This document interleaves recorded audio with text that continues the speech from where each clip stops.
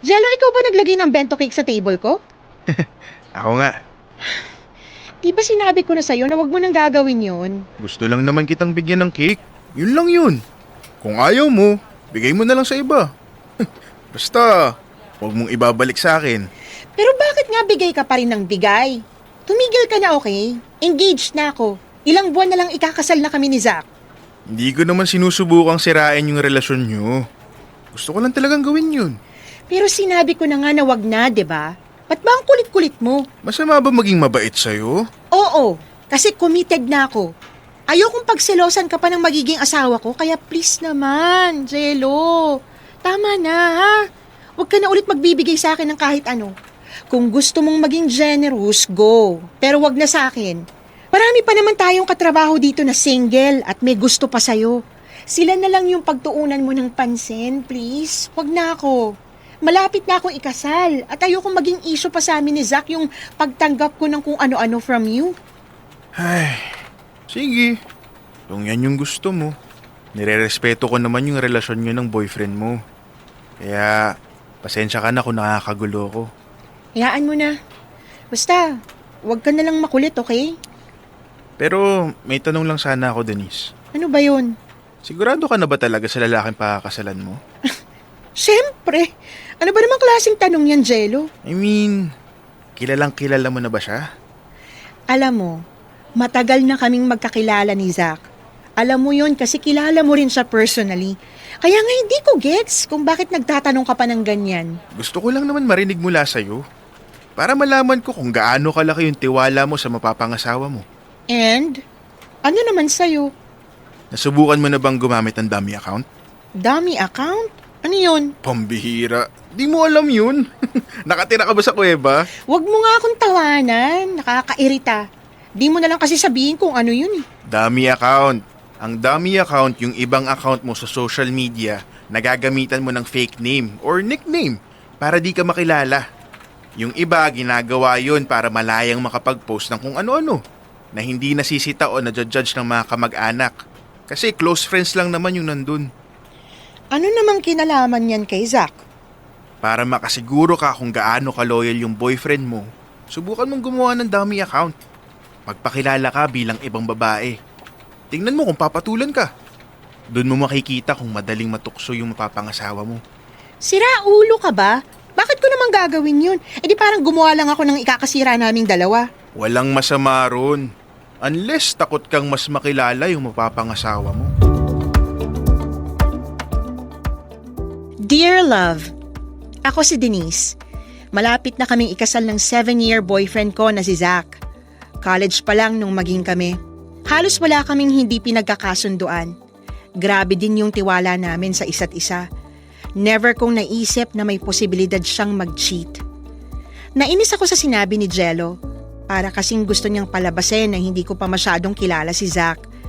Napaka-nonsense nun para sa akin at gawain lang yon ng mga immature partner. Pupusta ako sa loyalty ng fiancé ko.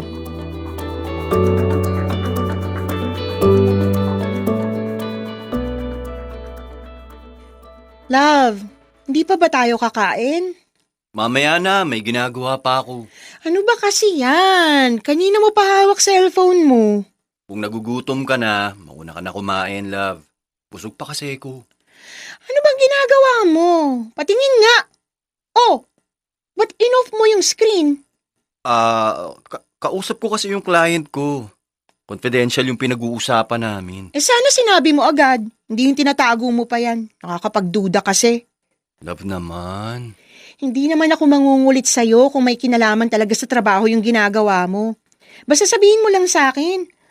Oras na kasi ng dinner pero nakatuto ka pa rin dyan. Ano sa tingin mo yung mafe-feel ko? Sorry na, love. O sige na, sabay na tayong kumain. Akala ko ba busog ka pa? Kakain ako kahit busog pa para may kasabay ka. Sorry kung napaghintay kita. Last time kasi ganyan ka rin. Hindi mo na nga napapansin yung pagtatampo ko sa'yo minsan. Magkasama nga tayo sa iisang bahay pero para rin tayo nasa office. Di na tayo madalas nagkakausap. Lagi ka nalang tutok sa cellphone mo kaya napipilitan na lang akong gumawa ng ibang bagay. Love, hindi naman dapat umiikot yung mundo natin sa isa't isa lang, di ba? Siyempre pagod din naman ako sa trabaho. Gusto ko rin ng oras na wala akong ibang ginagawa kundi magpahinga. Hindi ka ba nakakapagpahinga ng kasama ko?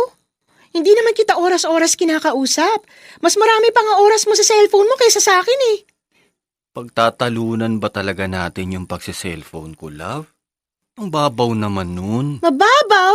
Okay, mababaw pala yun. Sige, mag-cellphone ka na lang hanggat gusto mo. Kakain ako mag-isa. Huwag kang sasabay. Love naman. Para naman tayong mga bata pag ganito. Huwag ka nang magsalita. Baka makadagdag pa sa pagod mo. Magpahinga ka na lang dyan kung busog ka pa. Magpapahinga lang naman ako. Ibibigay ko rin naman yung oras ko sa'yo mamaya. Hindi lang talaga kita masasabayan kumain kasi kumain na ako sa labas kanina bago umuwi. Eh di sana sinabi mo kanina pa para hindi na ako naghintay sa'yo. Ikaw lang naman hinihintay ko tapos hindi ka naman pala kakain. Sorry na. Di ko lang naman agad nasabi. Eh paano mo masasabi? Eh busy-busy ka. Ang init ng ulo mo. Kasi nakakainis ka. Kumain ka na, okay? Usap na lang tayo mamaya pagkatapos mo. Wag na. Gawin mo na lang yung gusto mong gawin. Hindi kita aabalahin.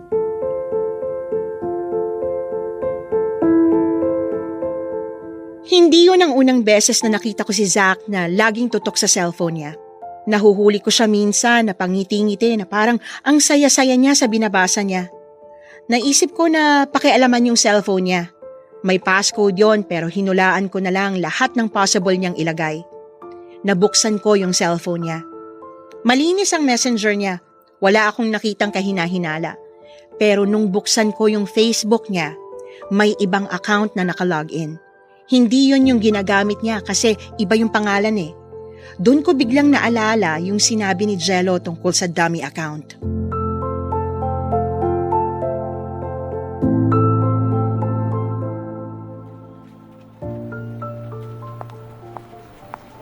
Jello, magla-lunch ka na? Oo, umorder na ako. Nasabay ka ba?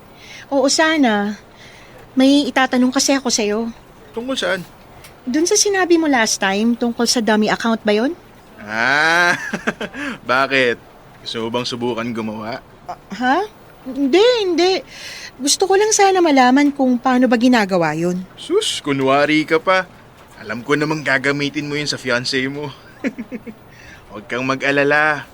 Hindi ko naman pagsasabi. Tsaka, hindi rin ako magtatanong kung bakit.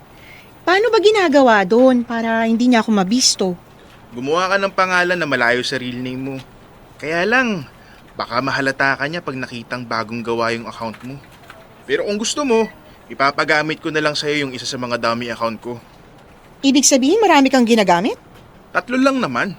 Yung isa, syempre, para sa matindong pagkatao ko. Yung wala masyadong post at tamang share lang ng mga inspiring quote. Yung isa naman, panglibangan ko lang. Doon ako nakikipag-friend sa mga kapwa ko gamer. Tsaka pang scroll at pang post ng kung ano-ano. Yung isa naman, ginagamit ko pang stock sa mga babaeng nagugustuhan ko. Ang creepy mo naman. Creepy na agad. Wala naman akong ginagawang masama sa kanila. Simpleng pag-search lang naman at pag-browse ng pictures. Napaka-harmless. Oo na, dami mo pang sinasabi eh. Pero teka, baka mamaya ginawa mo rin sa akin yun ah. Siyempre naman. Pero hanggang dun lang yun. Di ako nagsisave ng mga picture mo. Tsaka payo lang. Kung ayaw mong ma-stalk ka, ilock mo yung profile mo. Bakit bang dami mong alam sa ganyan? Ikaw nga dapat yung tinatanong ko kung bakit di mo alam yun eh. Para kang taga-bundok. Hindi ka ba updated sa mga... Turuan mo na lang ako, okay? Hindi yung sasabihan mo pa ako ng taga-bundok ako. Ito na nga. May mga tatanggalin lang ako dun sa pang-stock ko na account. Tapos bibigay ko na sa'yo. Salamat ka, may ganito ako. Eh di salamat. Ano yun? Di naman sincere. Arte mo, bilisan mo na lang kaya. Ito na. Atat na atat naman eh. Sure ka ba na hindi magdududa si Zach na ako yung gumagamit niyan? Oo naman. Basta, pag minessage mo siya, ibahin mo yung way ng pakikipag-usap mo. Pwede mong artihan o maging flirty ka. Kasi, di ka naman ganun sa totoong buhay. Para kang bato. Grabe ka naman sa bato. Teka, lalagyan ko ba to ng profile picture? Anong pangalan ba ipapalit ko? Ako na maglalagay. Okay. Good luck sa gagawin mo.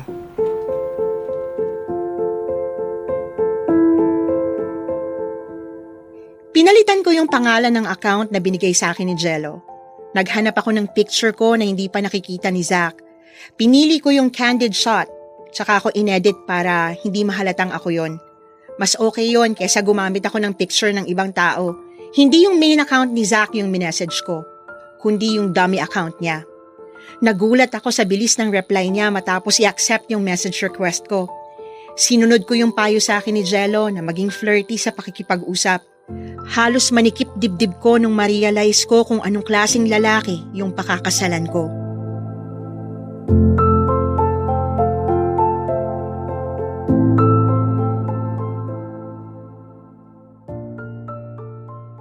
Makikipagkita ka talaga? Ha? Kanino? Huwag ka nang magmaang-maangan. Ano bang sinasabi mo? Hindi kita maintindihan. Ako yung kausap mo sa dummy account mo. Ano? Di mo pa rin gets? Ikaw si... Oo, ako yon. Paano mo nalaman yung account ko? Ikaw, bakit ka gumagamit ng dummy account? Para ba malaya kang makipaglandian sa ibang babae nang hindi ko alam? At balak mo pa talaga makipagkita? Bakit ikaw? Meron ka rin namang dummy account ah. Ginawa ko lang yun para kumpirmahin yung hinala ko. Doon pa lang sa palagi ka nang baba dyan sa cellphone mo, kahit magkasama tayo, nagdududa na ako eh. Tapos nakita ko pang may iba kang account na ginagamit. Kahit sa ibang platform, meron din. Ilan bang babae kinakausap at minimit mo, ha? Kailangan ba talaga ng marami para hindi ka maubusan? Kailan mo pa yung ginagawa? Love, libangan ko lang naman. Libangan? Ikakasal na tayo tapos may ganun ka pang libangan? Maiintindihan ko pa kung single ka eh. Pero Zach, 7 years na tayo. Sorry. I'm sorry. Nabobore na kasi ako sa relasyon nating dalawa. Pero di kita maiwan kasi mahal pa rin naman kita kahit papano. Kahit papano? So, maswerte pa pala ako na may konti ka pang pagmamahal para sa akin? Hindi masaya na parang nanlilimos lang ako ng pagmamahal sa'yo. Sana sinabi mo noon pa na ganyan na pala yung nararamdaman mo sa akin. Hindi yung nag-propose ka pa. Sorry. Ayoko naman talagang saktan ka pero di ko na mababawi yung ginawa ko. Nagloko na ako, Denise. Oo, aaminin ko. Nakikipagkita ako sa mga nakakausap ko. Dahil dun, nakakaramdam ulit ako ng excitement. Yung bagong pakiramdam na hindi ko maipaliwanag pero masaya ako. Buti ka pa. Masaya ka habang sinasaktan mo ko. Huwag na lang nating ituloy yung kasal.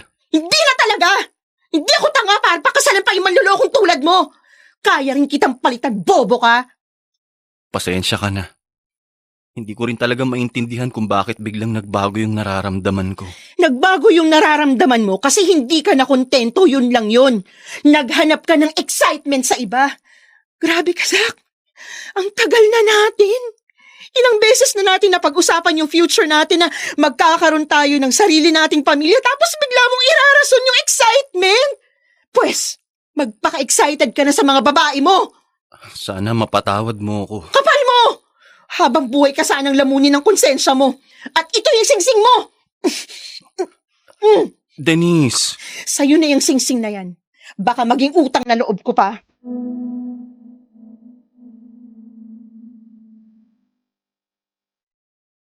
Dear love, hindi natuloy yung kasal. Naghiwalay kami. Lumipat ako matapos nun. Aaminin ko, matagal bago ako naka-move on. Kahit kasi galit ako, hindi naman basta-basta mawawala yung pagmamahal ko para sa kanya. Pero hindi ko pinagsisisihan na sinubo ko yung loyalty niya. Kung nagkataon, mas magiging mahirap para sa akin na putulin yung koneksyon namin sa isa't isa.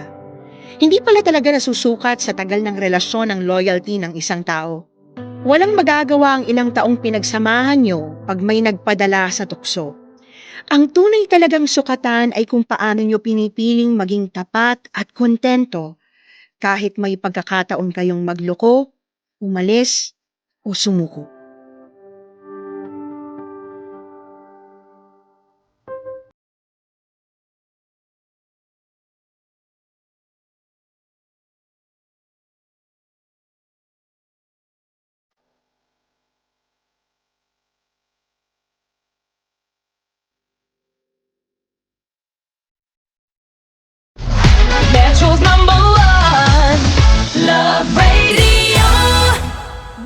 sake!